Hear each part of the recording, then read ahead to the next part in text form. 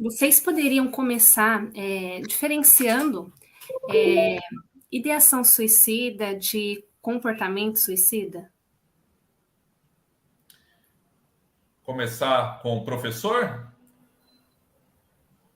Bom, vamos definir o que é realidade, porque são conceitos e sinônimos totalmente distintos do outro, mas com viés de que uma pessoa em sofrimento deseja por fim a vida. Não é uma necessidade. Ela deseja, sim, acabar com aquela situação, que não é só sofrimento.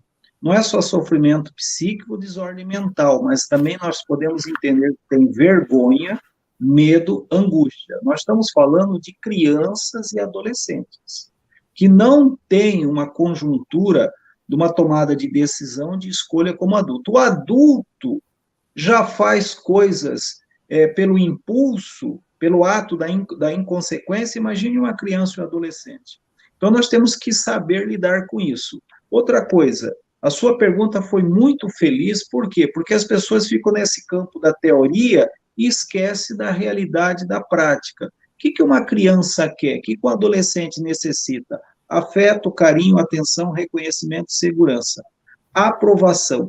É isso que ele busca. O que ele tem? O que ele encontra hoje no viés, seja ele social, familiar? Abandono, solidão, negligência, imprudência, tá? Solidão e principalmente rejeição. E aonde ele vai falar da sua dor, da sua angústia? Como falar, aonde falar? Então, tudo começa no campo de resolver um sentimento, uma emoção que está o incomodando. E aí nós temos que entender que a maioria dos adolescentes e crianças, eles agem pela compulsão da impulsividade. E a impulsividade, a gente esquece que ela tem um viés de satisfação, de realização de um objeto de desejo, que é, por fim, aquela situação. Em muitos dos casos, é vergonha.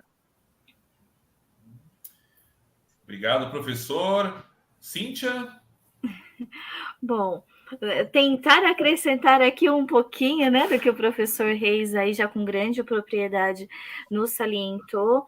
E, Carol, essa é uma pergunta muito importante, né, porque quando a gente fala de suicídio, a gente sempre fala que o suicídio é um ato consciente e que ele se difere de tentativas, de ideações e de desejo, né? Tentativas a gente pode falar, eu como terapeuta cognitiva comportamental, quando a criança, o adolescente já está tentando de fato, ideações é quando ela fala, nossa, eu tenho que ir para a escola, eu podia ficar dormindo aqui para sempre, ai, nossa, a vida seria tão legal se a gente não tivesse obrigações. Então você vê aqueles pensamentos, aquelas crenças, né? E os desejos, né? Os desejos acabam vindo por aquelas falas de tudo seria diferente se tal coisa acontecesse. Nossa, se eu morasse com fulaninho, seria tão legal.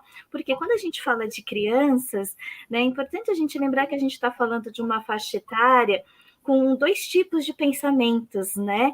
De 5 até 14 anos, a gente está falando das crianças que têm um pensamento pré-lógico, né, ali entre os 5 e os 17 anos, e de crianças a partir de 8 anos com pensamento lógico, né, Júlio, professor Reis e Carol.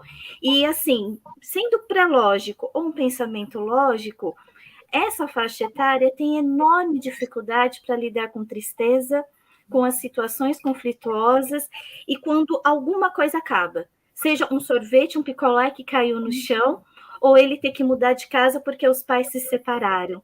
Né? Então é daí, Carol, que começa a vir, né, essas tentativas, essas ideações, esses desejos que parecem ser tudo iguais, mas quando você para analisar, dá para ver a complexidade de cada um dos comportamentos e fazer a intervenção correta. Muito obrigada pela sua pergunta.